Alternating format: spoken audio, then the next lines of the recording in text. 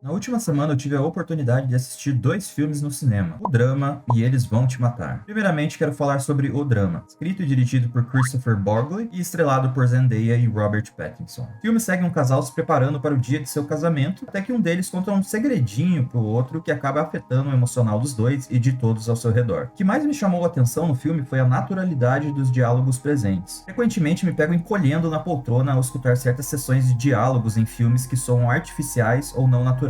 Mas isso é pior em filmes que não possuem muitas abstrações em sua história ou em sua direção. Filmes que abraçam um certo realismo para contar uma história. Então eu fico feliz em dizer que O Drama passa longe dessa categoria. O diálogo do filme, seja entre o casal principal, seja entre os amigos, é absurdamente convincente em mostrar que cada ser humano ali pode ser empático e amigável, ao mesmo tempo que é medroso e egoísta. Conversas que em outros filmes podem parecer só encheção de linguiça, mas aqui possuem uma naturalidade e um questionamento de ideais assustadores. Em várias cenas tu consegue simplesmente esquecer que tá assistindo a um filme e achar que são pessoas normais, agindo e reagindo a situações que nunca pensaram que iam ter que lidar. Completando a outra metade do porquê os diálogos desse filme são tão bons, é a atuação de Zendaya e Robert Pattinson. Grande parte da naturalidade em que o diálogo é mostrado se deve também às atuações desses dois. Zendaya fazendo uma personagem perseguida pelos monstros do passado, mas ao mesmo tempo tentando lidar com um presente cada vez pior, e Robert Pattinson fazendo um personagem que tenta ser acolhedor, apesar da sua faceta egoísta estar sempre presente. O mesmo pode ser dito a todos os outros personagens coadjuvantes da história. A direção de elenco desse filme acertou em cheio em qual ator deveria interpretar qual papel. Então, meus sinceros elogios a esse departamento. No meu último vídeo, falei sobre a ótima trilha sonora de Devoradores de Estrelas.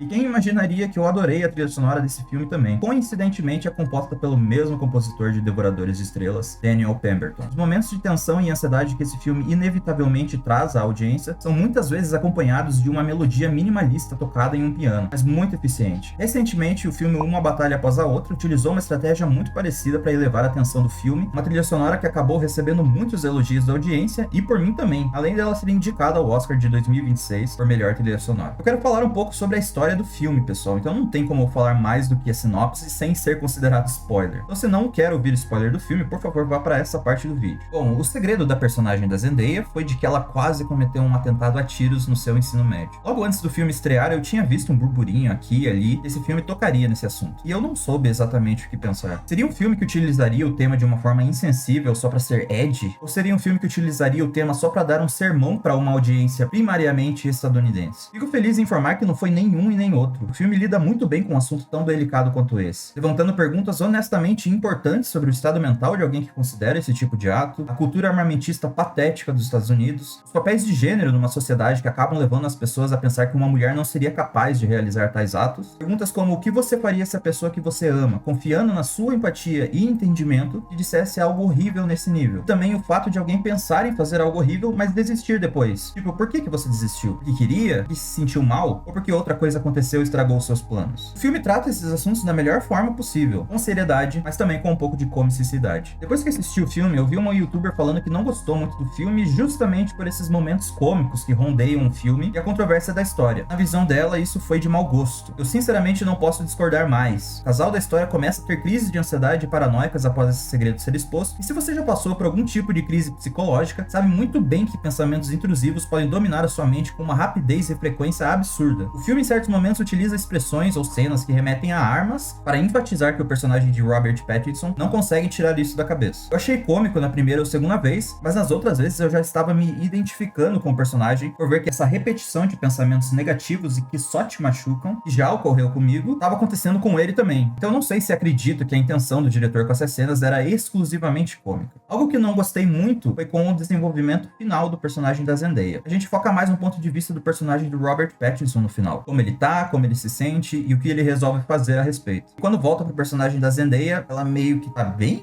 Não, ela visivelmente tá mal. Mas eu honestamente achei que teríamos um tipo de cena com ela sozinha também, tentando lidar com os pensamentos e com tudo que aconteceu. Visto que no passado ela já tinha passado por uma situação de sentimentos extremos que acabaram se tornando práticos. adultos. Talvez seja uma parte da mensagem do filme, de que o que a gente foi na adolescência talvez não seja verdade pro que somos como adultos. Então ela não agiu de forma mais explosiva ou mais parecida com a do personagem de Robert Pattinson, porque ela já tinha se curado disso no passado. O filme, no entanto, não explicita isso, visto que também mostrou cenas onde a personagem já havia tido momentos de explosão num passado não tão distante, e cenas reiterando frequentemente o quão mal ela estava após descobrir que o segredo dela estava mais exposto do que nunca, e de que o amor da vida dela havia acabado de lhe trair. Então eu acho que todo esse borbulhão de emoções e como ela lidou com elas ocorreu fora de cena. Resumidamente é isso, pessoal. Eu gostei muito da atuação, do diálogo, do enredo, dos personagens, e eu acho que esse é um tipo de gênero de filme que eu mais amo, onde o que não poderia ficar pior, fica. E é por isso que, na minha opinião, o drama merece 4 estrelas de 5. Outro filme que assisti nessa última semana foi Eles Vão Te Matar. Um filme de terror / comédia com uma vibe bem parecida com um recente filme Casamento Sangrento. Inclusive, esse filme foi lançado bem próximo da sequência daquele filme e eu também tenho um vídeo sobre no canal. O filme é estrelado por Zazie Beetz, que eu amo, fazendo uma personagem que ingressa em um hotel em busca da sua irmã. Além desse filme e de Casamento Sangrento 2 lançarem um intervalo muito pequeno de diferença entre um e outro, eu fiquei surpreso com quão semelhante os plots dos dois filmes são. Não querendo comparar, mas já comparando, eu achei o humor do filme bem parecido com o de Casamento Sangrento 2. Às vezes não sabendo qual é o limite entre o que é honestamente cômico e o que é vergonha alheia. Isso acaba acontecendo frequentemente em filmes que, mesmo com todo o absurdo que a história joga pra você, ainda tenta ter momentos sérios e misteriosos. Esse filme, como muitos que misturam o gênero de comédia com terror, possui um pouco de dificuldade em ser sincero consigo mesmo, muitas vezes tentando ser algo que claramente não é. A edição e a transição entre cenas, a coreografia das lutas e o tanto de sangue jorrado na tela tentam trazer um ar mais estilizado ao filme,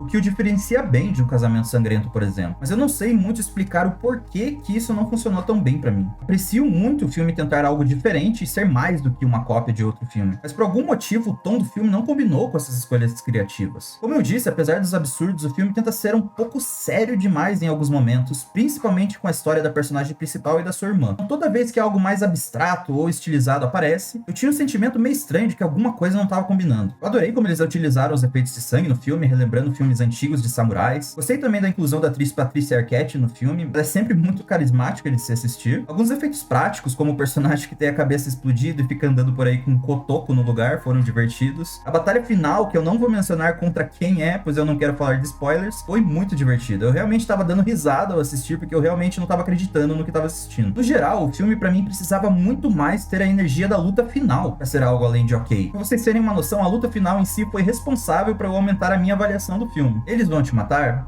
Eu estava pensando em dar 2,5 estrelas até a luta final. Na minha opinião, merece 3 estrelas de 5. É isso, pessoal. Se gosta do meu pequeno projeto aqui no YouTube, o link das minhas redes sociais e do meu Apoia-se está na descrição. E, se possível, dê um like no vídeo e também se inscrevam para não perder mais. Até a próxima.